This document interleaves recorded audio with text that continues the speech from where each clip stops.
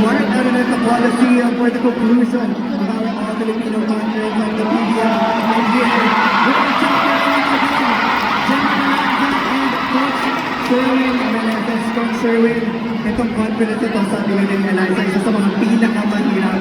And Choco Mucho continue to push you to your limit. Paano mo nabago yung takbo ng game today? Siyempre, sa player, talagang yung 110% nila sa training talaga. Almost 3 hours kami nag-training, so hindi sila napapagod sa training. So, ang game naman, nandyan lang palagi. So, sa mga players, hindi naman sa amin. Coach, all of your substitutions worked. It was very effective and you changed the tempo of the game every single time. You called on different players. Ano yung message mo kanina sa players before you went into game number 2? Siyempre, teamwork pa rin. Ito naman yung ginagawa namin sa training eh. Lahat kasali. So, kung ano yung ginagawa ng isa, ginagawa ng lahat. Ano na kasing game? Thank you so much, Coach. Lipat naman tayo. Gemma Galanza, again, a champion in the PBL. Gemma, there were a lot of setbacks, but there were also a lot of breakthroughs. Was there a specific moment na nalaman mo or na-realize mo, ito na yon for Dreamline? Basta nakikita ko lang sa mga magandang teammates ko kung gano'n kagigil yung gusto nilang mapanalo yung and right now, sobrang dami talagang nangyayari sa amin this season and nandito na kami, so bakit pa kami susuko, di ba? So kaya ilalaban talaga namin hanggang dulo. Gemma, alam mo ba, this is championship number 8 for the Cool Smashers. You've built quite a dynasty here in the PBL. What does this championship mean for you personally? Dadagdagan ko namin. Wow! Gagawin namin! 9, 10, 11, forever! Ever! Ayan. Taray. Pero sobrang happy. Lalo ngayon, talaga nag-struggle talaga kami. Hindi namin aakalain makakapasok kami sa finals. Actually, sa semis nga eh. Pero nandito kami ngayon. Nandito kami ngayon. Nakatali sa inyo. Champion na lang! Do you have any message to all of your fans and supporters here inside the Big Dome? Maraming salamat po sa Dreamline fans.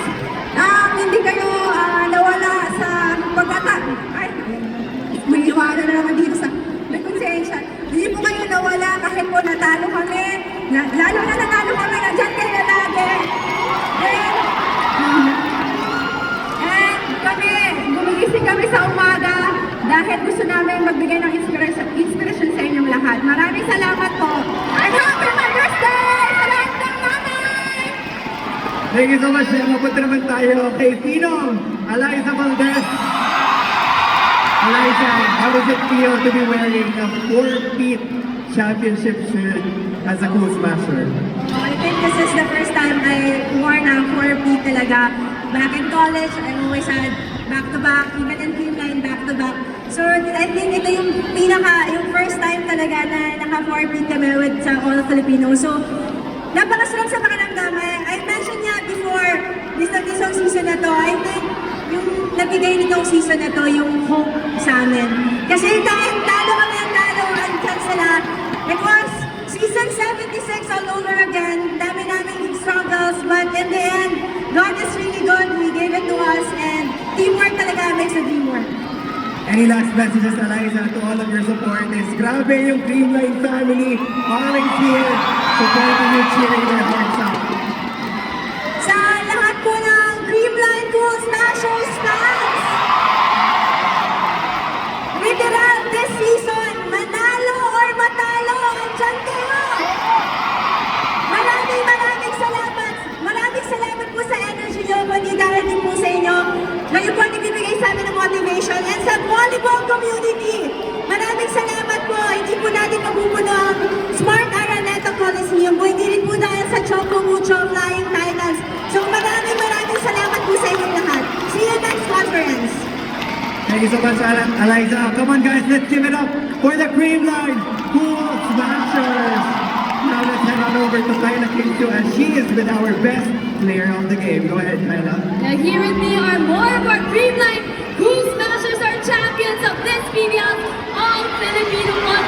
congratulations to you girls from Ten, Negrita, Bernadette, Florence, Bea De Leon, and then Lazaro. Let me start with you, Kyle, because we've talked a lot about how challenging it has been for you to step up as the starting setter ng team. So can you walk me through your thought process entering this finals team after everything that you have been through?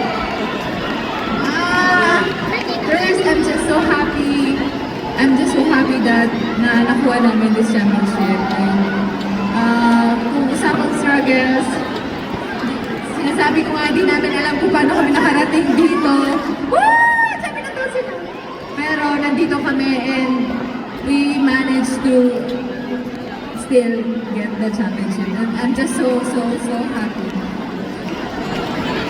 Well, thank you so much, Kyle. Let's move on naman here to Bea De Leon, who has made a huge in securing wins against her former team. Choco mucho now, Bea. Walking through this journey, a new chapter of your career. Can you share the emotions you're feeling right now? Sobrang thankful ko lang kasi binigyan ako ng chance ng team line sa teammates ko, sa coaches ko. Malaking pasasalamat ko na andito ako today and clearly wala ako dito kung wala sila. So, sobrang grateful ko lang buong time. Nagpe-pray lang kaming lahat and I just thank God that I'm here again. Now, Pons, you have been a spark plug for your team, always a game changer in these big moments. So, ano yung mga preparations mo that you feel have allowed you to always perform big time for your team?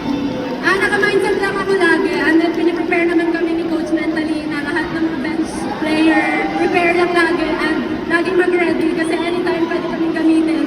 And yun lang din, ayaw na namin mag-training bukas! Yes, thank you so much, Pons. And last but not the least, of course, then Lazaro, Emilia. You know, this is a big moment of your career, your first win in the professionals with Bea. Of course, so can you tell me how does it feel to finally be a champion and be alongside Bea in this milestone? I'm extremely happy, extremely grateful for, of course, my teammates, my coaches, our management, and to everybody na patuloy na naniniwala sa amin. Kayo ang inspirasyon namin sa conference na ito.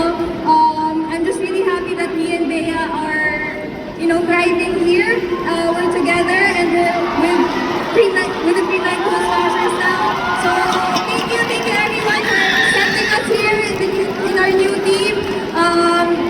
Thank you so much. Happy Mother's Day pala, Mommy!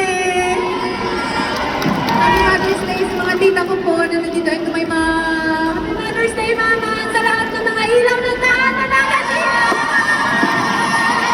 Di ba birthday ni Mama? Happy birthday sa ako! Is there anyone else you want to greet? Go ahead, your fans present here. Happy na bati ko yung family ko na nanonood ngayon. Kay Mama, kay Papa. At sa lahat na nandito, maraming salamat po! There you have it, our team. Maraming salamat po sa mga nasa upper box! Lower box! Patron! And sa Gen Ad po, salamat po sa lahat ng Team 19 Smashers fans. Thank you, thank you. There you have it, our champions of this conference. And we'll be back after the break for our awarding.